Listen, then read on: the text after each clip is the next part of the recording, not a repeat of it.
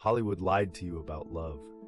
We've been conditioned to think love is this uncontrollable, magical lightning bolt that strikes out of nowhere and just happens to you. You lock eyes across a crowded room, violins swell, and suddenly your entire life has meaning. But here's the problem with that story. If love is just a feeling, then the moment that feeling fades, the relationship is technically dead. And feelings always fade. So either every relationship on earth is doomed, or we've been sold a completely broken definition.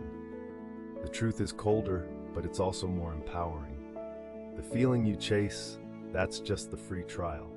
The actual product, the thing that lasts, is a daily executive decision. And by the end of this video, you'll never look at your relationships the same way again. Let's start with the science, because once you understand what's actually happening in your brain when you fall in love, the whole illusion starts to crack. When you first meet someone who hits all your subconscious targets, your brain doesn't gently warm up to them. It launches a full-scale chemical assault. Dopamine floods your reward system, making them feel like the most exciting drug you've ever tried. Phenylethylamine, or PEA, gives you that jittery, butterflies in the stomach energy. Oxytocin bonds you emotionally every time you touch. Norepinephrine keeps you up at 3 a.m. replaying their text messages. This isn't love. This is a state of temporary, medically observable psychosis. Your brain is literally not functioning normally. And the wildest part, it was never meant to. Here's the part nobody wants to hear. Biologically, this honeymoon phase is designed to last about 12 to 18 months. That's it. Your brain literally cannot sustain that level of chemical high forever without burning out. It's the same reason you can't stay high on caffeine for 2 years straight. The receptors adapt, the novelty wears off, the dopamine quiets down. So when people say I fell out of love, what they actually mean is my chemical-free trial expired, and I don't know how to subscribe. They're not broken. Their partner isn't broken. The relationship isn't even broken. They just hit the end of the biological runway, and nobody ever told them there was supposed to be a second engine waiting to take over. And this is where most relationships die. Not from betrayal, not from some massive incompatibility, but from the quiet confusion of two people who thought the feeling was supposed to last forever. They start questioning everything. Maybe I picked the wrong person. Maybe I need someone new to get the spark back. Maybe love just isn't real. But chasing the feeling is like chasing your own shadow. The harder you sprint, the more it slips away. Because the feeling was never the foundation, it was the advertisement. And no one builds a house on an advertisement. So if love isn't the feeling, what is it? Here's the reframe that changes everything. Love is an architecture. It's a structure you build brick by brick with intention. Feelings are reactive. They're dictated by everything from how much you slept to whether you've eaten in the last 4 hours. Stress, weather, hormones, a bad day at work, a single passive-aggressive text, all of that can flip your emotional state in seconds. So if your entire relationship rests on how you feel in any given moment, you've built your home on quicksand. Decisions, on the other hand, are proactive. They're rooted in your values, not your mood. And that distinction is the difference between a relationship that survives one bad week and one that doesn't. Think of it this way. Feelings are like the weather. Some days are sunny, some days it pours. Some days a random storm comes in from nowhere and you have no idea why you're crying at a cereal commercial. A decision is like a house. You don't tear your house down every time it rains. You don't sell it because it got cold in December. You built that foundation strong enough to withstand the seasons.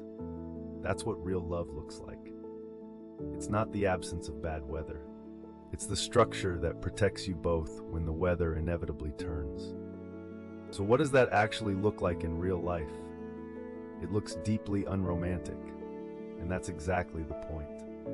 Love is choosing to be patient when you're exhausted and your partner needs to talk about something heavy. It's choosing to communicate when every instinct in your body wants to shut down and disappear into your phone. It's apologizing first when your pride is screaming at you to win. It's listening when you've already heard this story before. It's showing up when showing up is the last thing you feel like doing. These aren't Instagram moments. Nobody's filming this. But this is where love actually lives.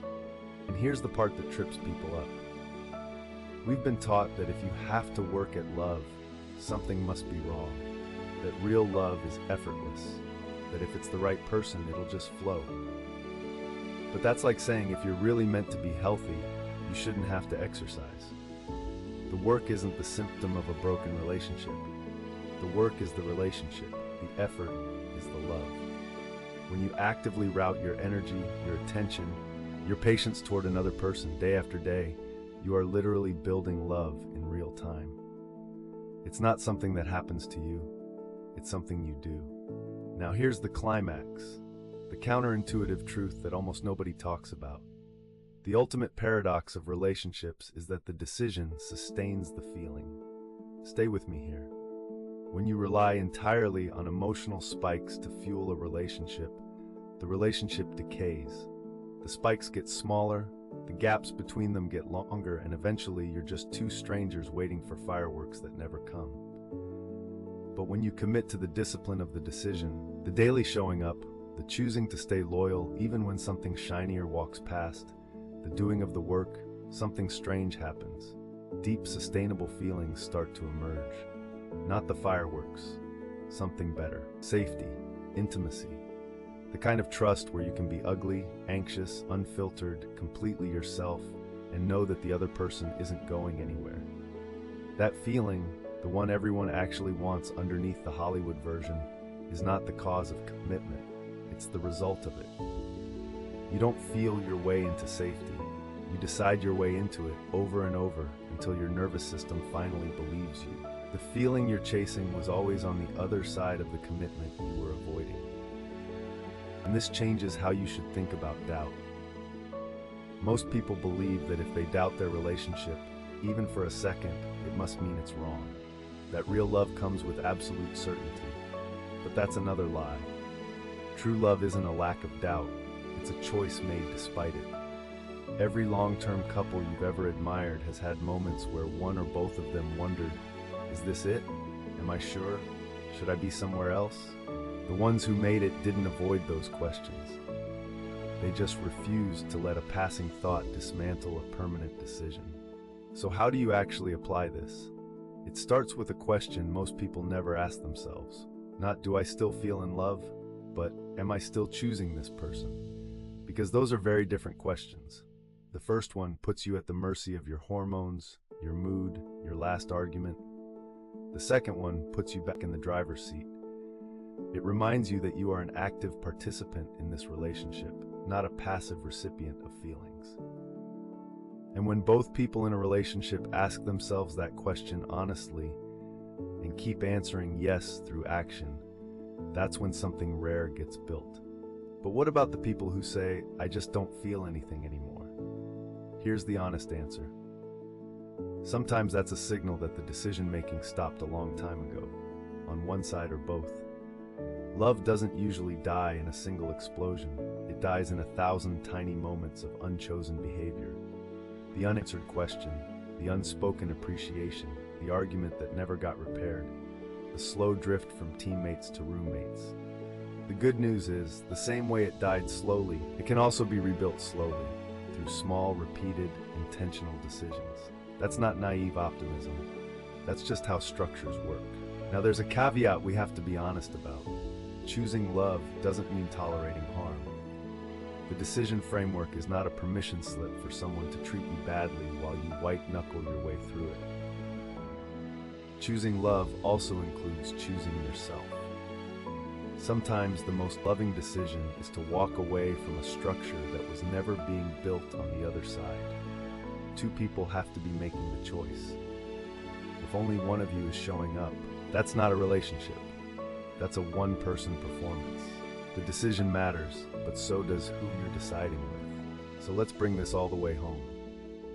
Hollywood sold you a fairy tale where love is a feeling that arrives, takes over, and somehow sticks around forever on its own. Reality is quieter. Love is the feeling that gets you in the door and the decision that keeps you in the house. It's biology for the first chapter, and choice for every chapter after that. The people who experience the deepest, most lasting love on the planet aren't the ones with the most chemistry.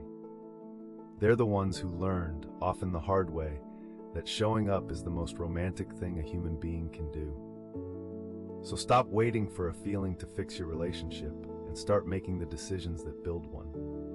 Stop expecting chemistry to do the work of character. Stop blaming a fading high for a structure you never actually built. The feeling will come and go. The decision is yours to make every single day. Now I want to hear from you. Drop a comment below.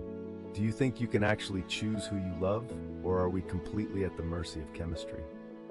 I read every response, and the conversation in the comments is honestly half the reason I make these videos. If this reframes something for you, hit subscribe so you don't miss the next one. And until then, choose well.